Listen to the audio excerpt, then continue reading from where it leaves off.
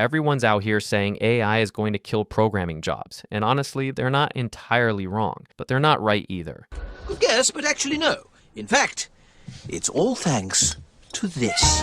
The developers who are coasting on what they knew 3 years ago, yeah, they should probably be a little nervous. But the ones who know what actually matters right now, they're getting hired. They're getting paid more. They're not losing sleep over it. So let's talk about what those skills are. Oh, and quickly before we start, I post 3 videos weekly. So subscribe and hit that bell to become a codehead and get notified as soon as I drop.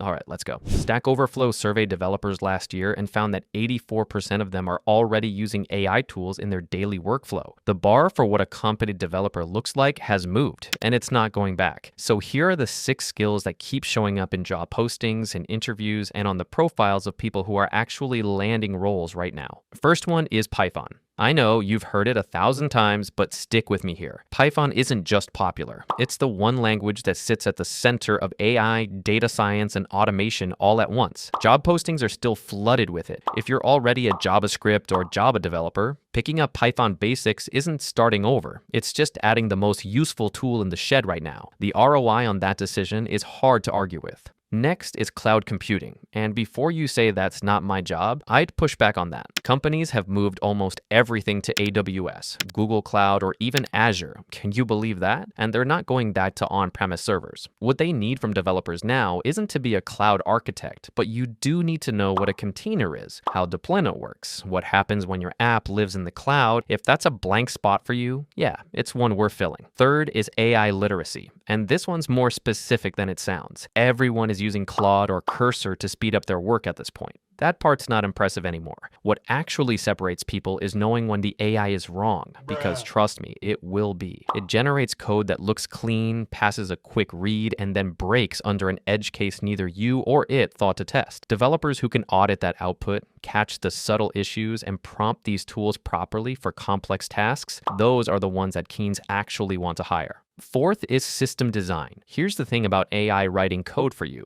It's good at the code part. It genuinely stinks at figuring out how a system should be structured. How do you build something that holds up when 1 million people use it at once? How do microservices talk to each other when one of them goes down? How do you design a database that doesn't fall apart under load? That's still a human problem, and it's the biggest thing separating mid-level developers from senior ones right now, especially as the more routine coding tasks get automated away. Fifth is cybersecurity basics, and I want to be clear about what I mean by basics. I'm not saying become a security engineer or a top-level government hacker. I'm saying stop shipping vulnerable code. SQL injections, broken authentication, missing input validation, these are not exotic attacks. They're the basics that developers are still getting wrong in production systems. Companies are getting hit with breaches that cost them millions, and a lot of it traces back to code that never should have passed review. The 6th one is DevOps and CI/CD awareness. Shipping the code is part of your job now. If you've never set up a GitHub Actions pipeline, never worked with Docker, never thought about what happens between you writing the code and a user actually running it, that's a gap that's starting to matter. You don't need to live in the terminal all day or know every Kubernetes command, but being able to get your own work deployed without handing it off to someone else makes you a much easier person to work with and a more complete developer overall. Here's what I actually think about all of this. None of these skills are that hard to learn on their own. The hard part is deciding to stop doing what's comfortable and start building what's relevant. The developers who are struggling right now aren't less capable. They just stopped updating. And if you're really serious about keeping up with the competition, then you should check out boot.dev, the sponsor of today's video. Boot.dev teaches backend development the right way.